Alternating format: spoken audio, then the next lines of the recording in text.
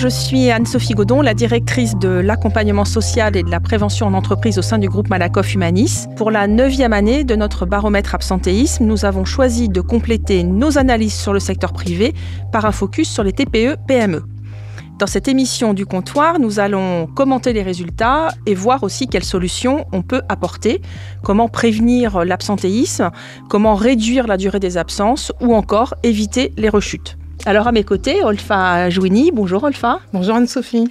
Vous êtes médecin du travail depuis 21 ans chez Prevlink. Vous êtes aux avant-postes sur ces questions d'absentéisme puisque vous rencontrez les salariés qui sûrement vous parlent, se confient à vous. Donc on sera content de savoir ce qu'ils vous racontent. On est aussi accompagné de Mohamed Ben Alima. Alors Mohamed, vous êtes économiste en santé au travail. Vous êtes maître de conférences au CNAM. Responsable des travaux de recherche de la chaire partenariale que nous avons montée, nous, Malakoff Humanis, avec le CNAM. Et puis, surtout, vous êtes un des experts de l'analyse des données liées aux arrêts de travail. Avant d'en parler ensemble, regardons avec Marianne Cousin, qui travaille avec moi, ce qu'il faut retenir donc de ce dernier baromètre. L'an dernier, notre baromètre absentéisme révélait une forte croissance des arrêts pour toutes les entreprises. Où en est-on cette année ? On observe tout d'abord une tendance générale à la baisse de l'ordre de 8 points. Aussi, en 2023, ce sont 42% des salariés qui se sont vus prescrire un arrêt de travail. Une baisse par rapport à l'an dernier qu'on pourrait qualifier de retour à la normale, en tout cas à un niveau similaire à celui connu juste avant la crise Covid. Parmi les salariés ayant connu le plus d'arrêts, on compte toujours les jeunes, les femmes et les managers. Alors que les arrêts liés au Covid reculent de 10 points, le relâchement des gestes barrières marque le retour des maladies ordinaires qui redeviennent majoritaires avec un tiers des arrêts. Conséquence, on observe une hausse des arrêts de courte durée qui représentent 28% de la totalité des arrêts. Et à noter que les troubles psychologiques représentent toujours 15% des arrêts avec un arrêt de longue durée sur 4. 40% des salariés des TPE sont vus prescrire un arrêt de travail en 2023, c'est 10 points de plus en 2 ans, alors que dans un même temps, les grandes entreprises voient leur absentéisme décroître de 16 points. Pour la première fois, l'absentéisme des TPE dépasse celui des grands groupes. Alors comment peut-on l'expliquer ? 3 éléments de réponse. D'abord, le télétravail joue moins son rôle d'amortisseur dans les TPE parce qu'il y a moins de télétravailleurs et qu'ils ont peu l'habitude de prendre une journée de télétravail à la place d'un arrêt de travail.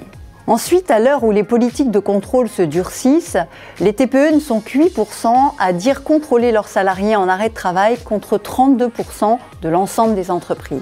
Et enfin, les politiques de prévention sont plus matures et plus structurées dans les grandes entreprises, là où les plus petites ont besoin d'outillage et de plus de moyens pour agir.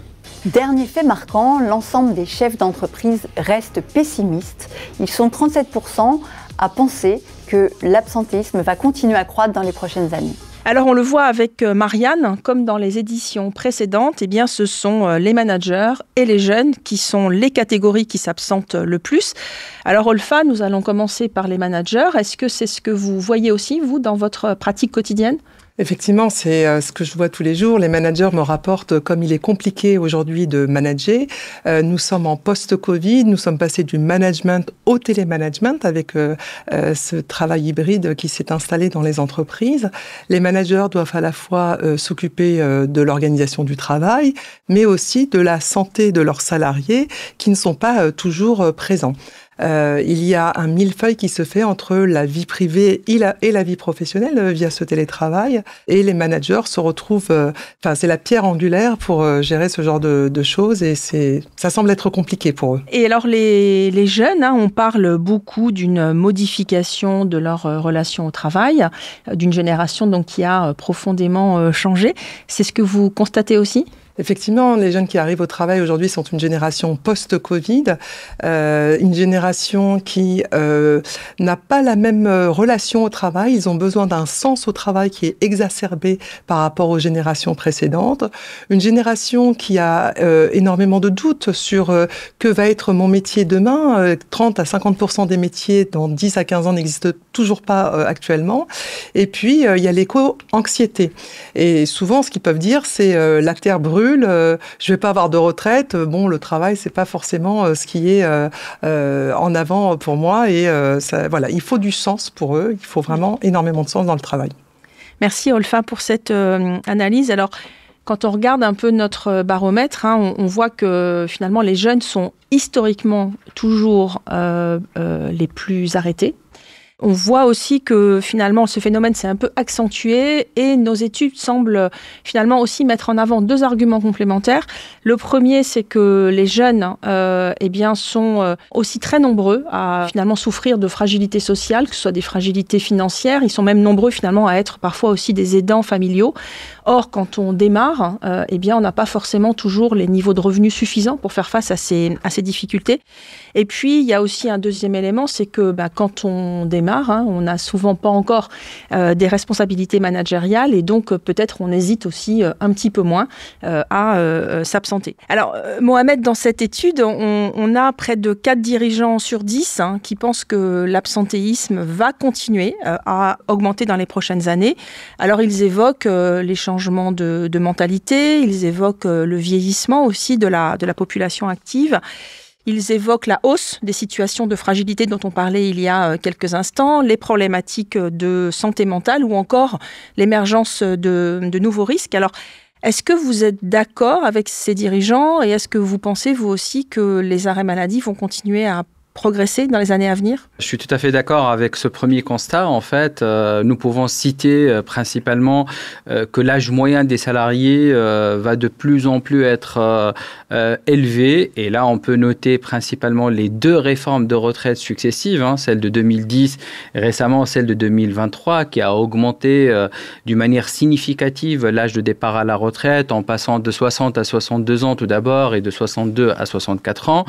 Et nous avons mené des études qui ont montré que l'impact de ces réformes des retraites ont significativement augmenté les arrêts maladie et principalement entre les périodes de 60 et 62 ans. Un autre élément important à souligner, c'est les changements organisationnels courants au sein des entreprises qui peuvent créer du désordre au sein de l'organisation du travail. Bien sûr, ces changements organisationnels peuvent être bénéfiques dans certains cas, comme ils peuvent être délétères et avoir un impact négatif sur la santé. Citant quelques exemples, les changements informatiques seuls, en fait, sont plutôt des changements qui peuvent être bénéfiques pour l'état de santé, mais les cumuler avec des changements gestionnaires, ils peuvent être délétères et avoir un impact sur l'absence maladie et principalement les arrêts maladie de longue durée.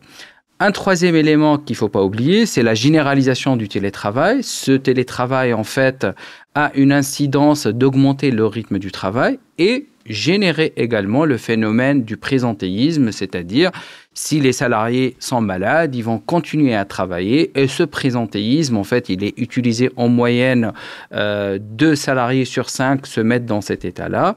Et a une incidence sur les arrêts maladie de courte durée ou de longue durée. Si je comprends bien, c'est que finalement, on peut penser que le télétravail, à court terme, peut avoir un effet bénéfique sur le risque d'être en arrêt maladie, mais qu'à moyen long terme, ça peut avoir un impact sur la santé. C'est ça que vous nous dites. Tout à fait.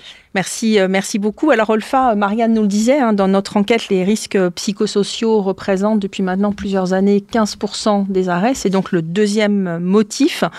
Est-ce que c'est ce que vous voyez dans votre cabinet ? Oui, les médecins du travail le voient tous les jours. Une étude en Occitanie avait relevé les motifs d'inaptitude prononcés par les médecins du travail. Et cette étude a révélé que 45% des inaptitudes étaient signées pour des troubles musculo-squelettiques, 45% pour des risques psychosociaux. Donc à égalité, il ne reste plus que 10% pour les cancers, les maladies neurodégénératives, etc. Donc on voit que c'est très prégnant, effectivement. Et puis surtout, quand vous parlez d'inaptitude, on voit bien que ça peut avoir des conséquences à moyen terme sur l'emploi, donc des conséquences potentiellement graves pour les salariés et évidemment aussi pour l'économie. Cette année, et c'est le principal enseignement de notre étude, on observe que l'absentéisme qui était en augmentation continue, donc finalement retrouve son niveau d'avant les périodes Covid, sauf dans les petites entreprises, donc celles de moins de 10 salariés. Donc on est vraiment finalement à rebours de la tendance générale. Alors qu'est-ce qu'on note aussi dans ces petites entreprises ? On voit qu'il y a une augmentation des fragilités sociales et notamment des difficultés financières dont on sait qu'elles peuvent conduire à plus d'absence. On note aussi dans les petites entreprises, et ça aussi c'est un phénomène nouveau, une baisse de l'engagement. Est-ce que vous êtes d'accord, Olfa ? Est-ce que finalement vous voyez vous aussi dans les petites entreprises cette même tendance ? Oui, je le vois et ça peut s'expliquer par plusieurs raisons. Les TPE n'ont pas les fonctions support que peuvent avoir les grandes entreprises. Il n'y a pas de DRH, la partie RH est externalisée chez l'expert comptable, il n'y a pas de fonction assistante sociale, etc.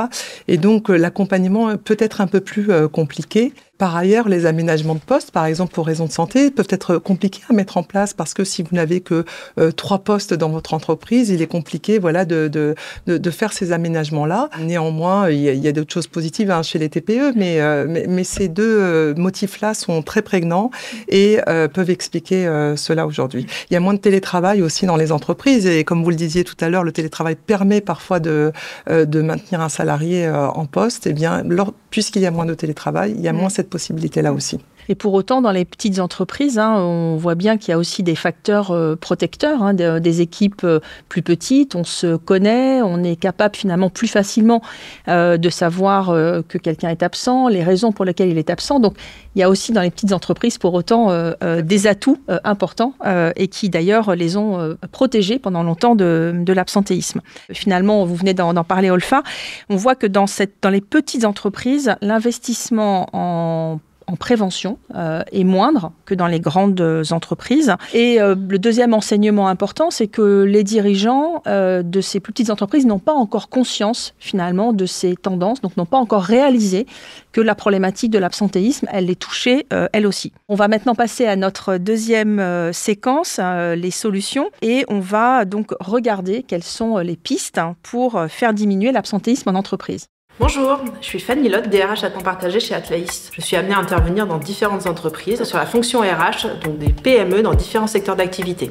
Donc dans les missions de DRH au sein des entreprises, on va plutôt agir sur de la prévention. Ça va être du coup la recherche de l'équilibre vie privée et vie professionnelle, de permettre aux collaborateurs de trouver du sens dans leur travail et aussi de travailler sur l'ergonomie des postes de travail pour les rendre moins pénibles. Pour le sens au travail, on conseille du coup les entreprises de pouvoir former leurs managers et notamment du coup de les coacher sur une communication bienveillante, sur des feedbacks constructifs et également de pouvoir permettre de laisser des espaces de parole à l'ensemble de leurs équipes. Ça va passer sur ces espaces de parole sur notamment les entretiens annuels qui sont un temps fort au cours de l'année, mais le salarié doit retrouver tout au long de l'année des espaces de parole avec son manager pour pouvoir communiquer, remonter des informations. La communication au sein de l'entreprise, d'une façon générale, elle ne peut pas être que descendante.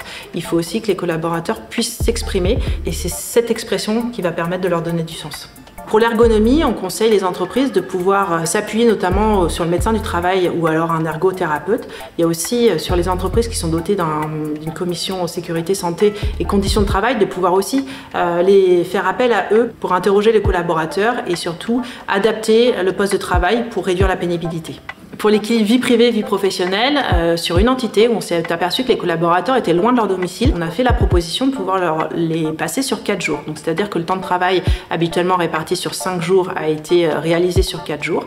Alors même si on a des journées de travail qui sont plus longues, on s'est aperçu que les salariés étaient plus disponibles, plus à l'écoute et plus engagés du fait d'avoir des repos supplémentaires dans la semaine qui leur permettaient de réaliser les missions notamment qui peuvent être des missions de charge de famille. Alors Olfa, l'an dernier, on a interrogé vos confrères, les médecins du travail. On leur a demandé ce qu'ils penseraient utile de mettre en œuvre pour prévenir l'absentéisme, donc toute la première partie des solutions que j'évoquais. Alors ils nous ont dit d'abord accompagner les fragilités sociales, donc essayer d'accompagner finalement les plus fragiles, développer la prévention santé, agir sur les conditions de travail et puis enfin prendre contact avec leur médecin du travail. Alors est-ce que vous êtes d'accord avec ça et d'après vous, quelles sont les actions qui sont les plus efficaces ? Bien sûr que je suis d'accord avec ça. Évidemment que les TPE peuvent compter sur leur médecin du travail et sur leur service de santé au travail pour les accompagner dans cette problématique-là. Quels sont les outils qui peuvent être utilisés? D'abord, s'occuper de ces risques psychosociaux dont on a vu que le pourcentage était assez important. Comment faire? Ça veut dire il faut réarmer en fait les DRH, les managers et puis les TPE, les dirigeants. Comment faire? Il y a de la médiation, par exemple, qui peut être mise en place, qui est un outil puissant, parce qu'on a vu que souvent c'était des conflits interpersonnels qui peuvent engendrer ces risques psychosociaux. Donc mettre de la médiation dans les équipes, mettre du liant, mettre de la fluidité dans la communication, c'est très intéressant. D'autant plus qu'on a parlé de télétravail tout à l'heure. Le télétravail, ça passe beaucoup par de l'écrit. Alors dans l'écrit, on n'a pas le ton, on n'a pas l'intention qui passe, et ça donne ces conflits interpersonnels. Donc la médiation permet par exemple de faire cela. Ensuite, il faut écouter les signaux faibles. Un salarié qui a des arrêts de travail comme ça, perlés, 2-3 jours, tous les 3-4 mois, ça n'a l'air de rien, mais c'est un signe faible qu'il faut savoir décrypter, ne pas hésiter à aller voir le salarié pour lui demander ce qu'il se passe, sans violer le secret médical, mais lui demander si on peut l'accompagner, qu'est-ce qu'il peut se passer. S'occuper de l'organisation, des process qui sont lourds, de travailler en silo, de ne pas savoir ce que fait l'autre et de refaire la même chose que son voisin. C'est compliqué et ça enlève le sens dont on a parlé. Et puis, n'oubliez pas qu'il y a 2 outils très puissants là aussi qui sont le rendez-vous de liaison. Le législateur a mis en place ce rendez-vous de liaison depuis 2023. Auparavant, l'employeur ne pouvait pas parler au salarié lors de son arrêt de travail. Aujourd'hui, c'est possible. Il peut demander ce rendez-vous de liaison. Ça permet de se voir alors qu'il est encore en arrêt de travail, de discuter de la situation et de discuter des pistes qui pourraient permettre une reprise en toute sérénité. Ça, c'est une première chose. Une deuxième chose qui est la visite de pré-reprise. Donc, c'est une visite du salarié chez le médecin du travail, là aussi pour discuter de la situation de santé, de la situation de travail et d'essayer d'avoir des pistes pour pouvoir reprendre en toute sécurité le travail, parce que le médecin du travail fait par ailleurs le lien avec l'entreprise. Merci pour ces précisions. Moi, il y a une chose qui m'a marquée là dans ce que vous venez de nous dire, c'est cette idée que finalement, parmi les signaux faibles, il y a la répétition d'arrêts de courte durée. Dans les travaux menés par Mohamed notamment, on a démontré que quand un salarié s'absente plus de 3 fois la même année, eh bien, on multiplie par 5 le risque qu'il ait un arrêt maladie de longue durée l'année d'après. Donc, vous avez raison, c'est probablement l'un des premiers signaux que l'on peut surveiller. Mohamed, je reviens vers vous. Vous avez mené des travaux très intéressants pour essayer de mesurer l'impact de plusieurs types d'actions de prévention sur l'absentéisme. Alors, on a bien envie de savoir ce qui marche le mieux. Les résultats montrent en première position, c'est que la famille des actions de prévention, organisation du travail sont les plus efficaces pour réduire les arrêts maladie, type aménagement de poste, réduction du temps de travail. Et un autre élément important à souligner, c'est que 2/3 des salariés ne bénéficient d'aucune action de prévention au sein des entreprises et principalement dans les petites entreprises qu'il faudra faire un effort supplémentaire en termes de prévention. Après, les entreprises peuvent, on va dire, choisir plusieurs familles de prévention suivant le risque présent au sein de l'entreprise.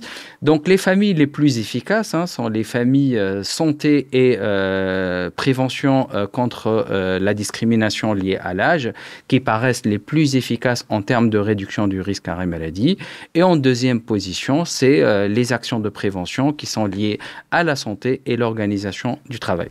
C'est vrai qu'on ne l'a peut-être pas dit, mais les arrêts maladie chez les personnes les plus âgées, en fait, sont les plus longs. Donc, plus on avance en âge, moins on s'absente. Mais par contre, la durée de l'arrêt maladie augmente, d'où l'intérêt d'agir donc contre ces discriminations liées à l'âge. Alors, on voit bien à travers tous vos témoignages qu'il n'y a pas une solution miracle, mais un ensemble de solutions à adapter au contexte de l'entreprise et de ses salariés. Notre expérience avec toutes les entreprises, y compris celles de plus petite taille, c'est qu'en fait, on ne peut faire progresser que ce qu'on sait mesurer. Et donc, tout commence par un diagnostic donc partagé avec toutes les parties prenantes, internes et externes à l'entreprise. Et puis, derrière ce diagnostic, donc la mise en place d'un plan d'action personnalisé pour chacune donc des entreprises. Merci à vous tous de nous avoir suivis. Merci à vous deux d'avoir partagé vos expériences. À bientôt pour une nouvelle édition de l'émission du Comptoir.